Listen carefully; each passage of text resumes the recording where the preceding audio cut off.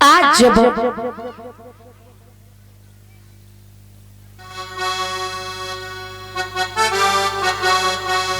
भगवान के लिए समझा रहे राजा बलि को, तो 22 में पे संकल्प की बारी आई। तो जब सागड़ उठायो है तो गुरुजी सोचने लगे चेला लुटो जाए रहो, अब क्या करें।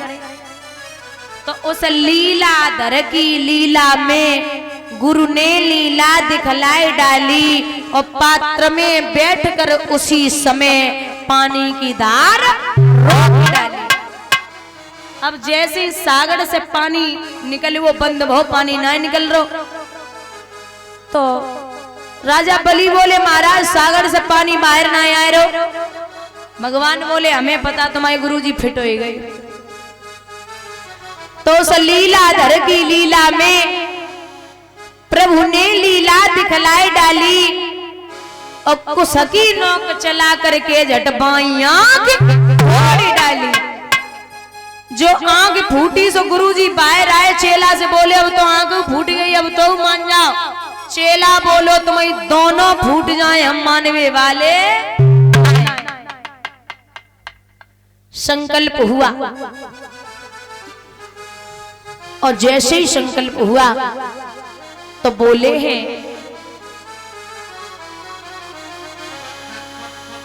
राजा बलि से भगवान के नापे। बोले हाँ नापो, सब अपनों ही है, नाप ले।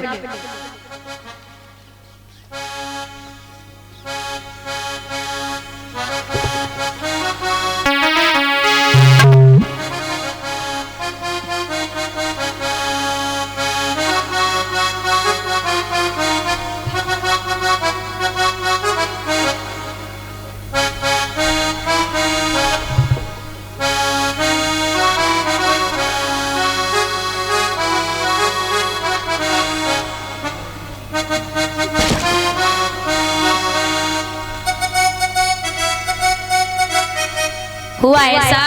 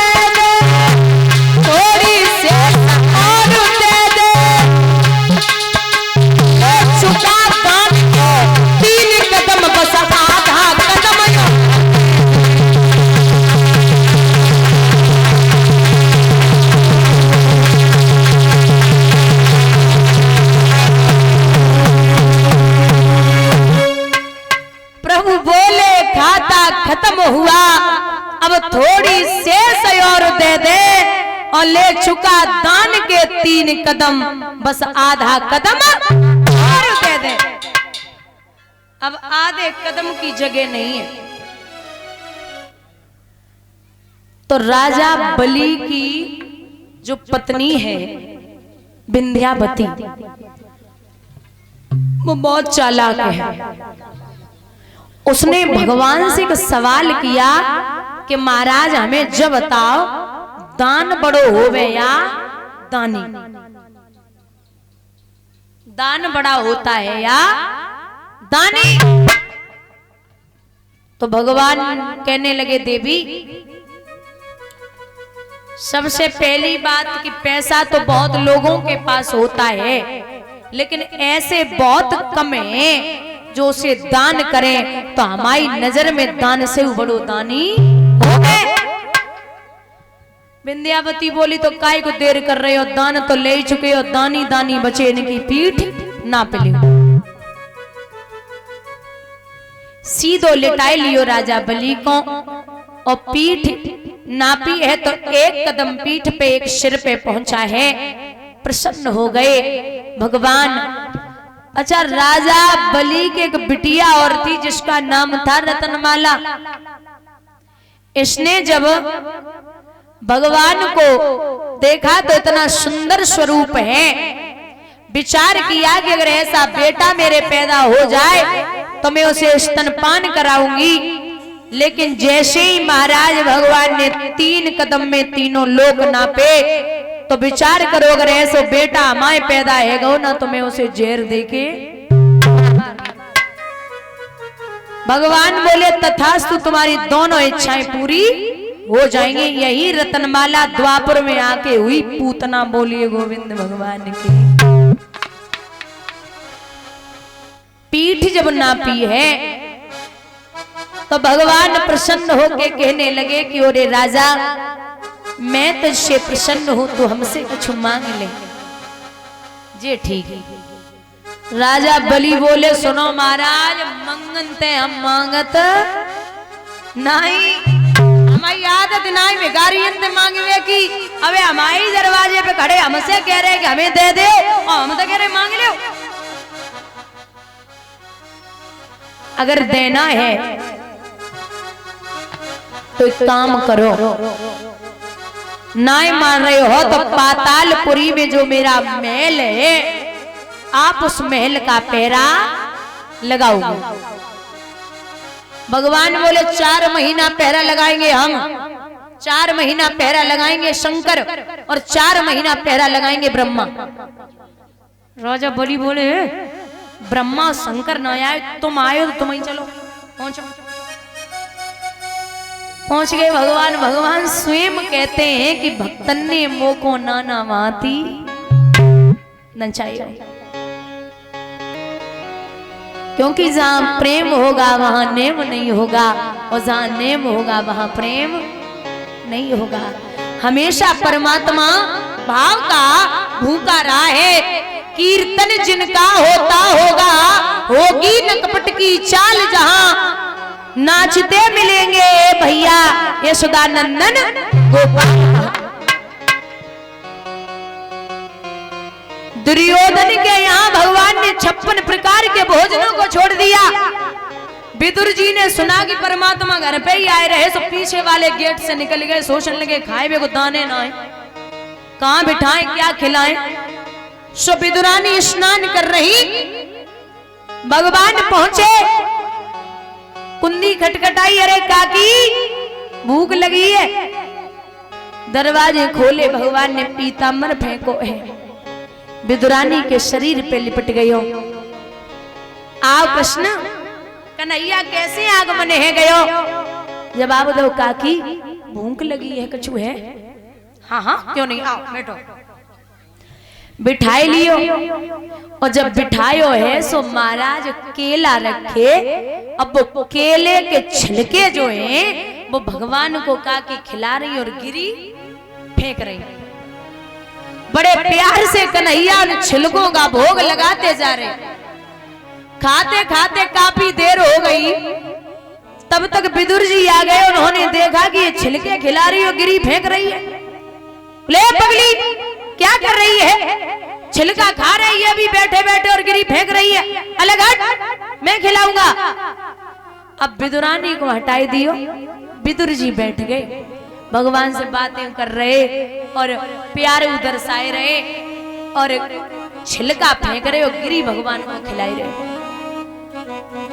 काफी देर हो गई, भगवान जब गिरी खाए रहे तो थोड़ी देर के बाद सवाल कियो, कन्हैया बोले हाँ काका, अच्छी लग रही ना गिरी, ठीक ठाक हो ना, बढ़िया स्वाद मिल रहा हो? तो भगवान बोले काका, चाहे बुरा मानो या भला, जो स्वाद काकी के छिलकों में था वो इस गिरी में नहीं है। आप जानते हैं ये छिलका और ये गिरी है, लेकिन मेरी काकी प्रेम के बंधन में नहीं जानती थी कि मैं क्या खिला रही हूं। मैं हमेशा प्रेम का भूखा रहा हूं।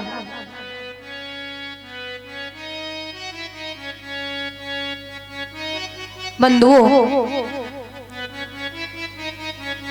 आज भगवान पहरा लगा रहे। काफी दिन है गए जब कृष्ण वो 52 भगवान लौट के ना आए, तो मैया लक्ष्मी क्षीर सागर में बड़ी परेशान है। विचार कर रही, पता ना कहाँ रह गए। सब बाबा नारद पहुंच गए। बोले मैया अरे आओ, नारद भले टाइम पे आए, बड़े अच्छे टाइम पे आओ, बैठो। मैया भगवान दिखाई ना दे रहे। लक्ष्मी बोली तुम हमें पूछ रहे हो, हम तुम्हें पूछे, बताओ कहाँ है। बाबा नारद बोले सही बताए मैया। बोले हाँ बताओ। बोले अब तुम्हारे पति देव की नौकरी लग गई, अब भगवान की नौकरी लग गई। बोले तनख्वाह कितनी है? 1 रुपया नहीं, छुट्टी है महीना पे एकाध। बोले कब होना है? अच्छा रिटायरमेंट कब होगा उनका? बोले कोई अता पता ना है। अच्छा जब बताओ कछु फंडन मिलेगा ना? नहीं कछु ना है।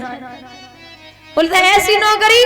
बोले हाँ आनंद आता है ना उन्हें, भक्तन को सताए में आज पता चलो घुटुमन तक दूरी इकट्ठी कर रहे।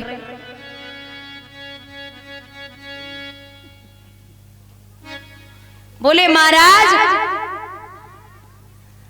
मैया लक्ष्मी बड़ी परेशान है, रक्षाबंधन को समय आओ। सो मैया ने सुंदर स्वरूप धारण कियो। बाबा नारद से बोली है लला नारद हमें जाने तो पड़िए, क्योंकि हम उनके बिना नहीं रह सकती। एक बात कही है सुनो।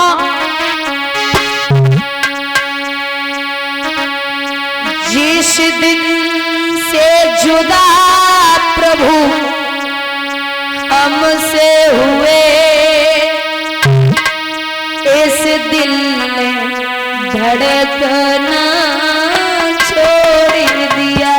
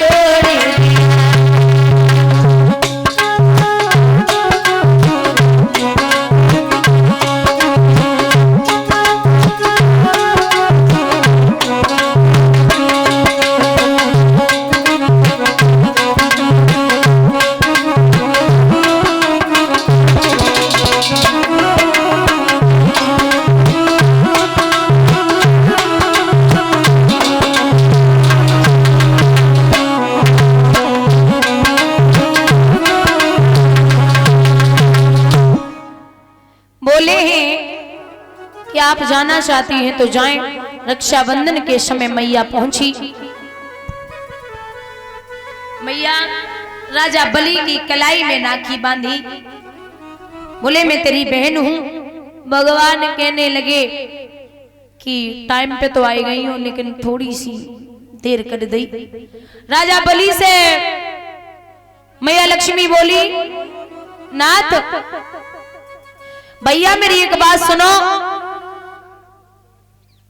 आप मुझे अगर कुछ देना चाहते हैं तो हमें पहले ही बोल दें। राजा बलि बोले बहना देना क्या चाहते हैं?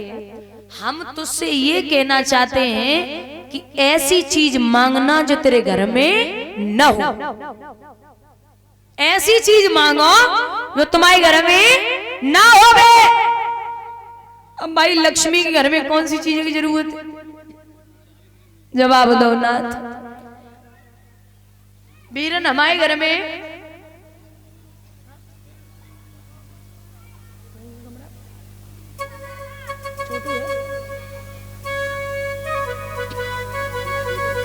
हमारे यहाँ सब कुछ है, लेकिन जो तुम्हारे यहाँ जो पहरा लगा रहे हमारे घर पे नहीं। जैसे ही हाथ पकड़ाओ सो विंध्यावती आएगी, बोले रुको रुको रुको रुको, मैंने पिया की पीठ न पाई डाली और कुछ सोची नहीं बिचारी है, ज्यादा खसमीली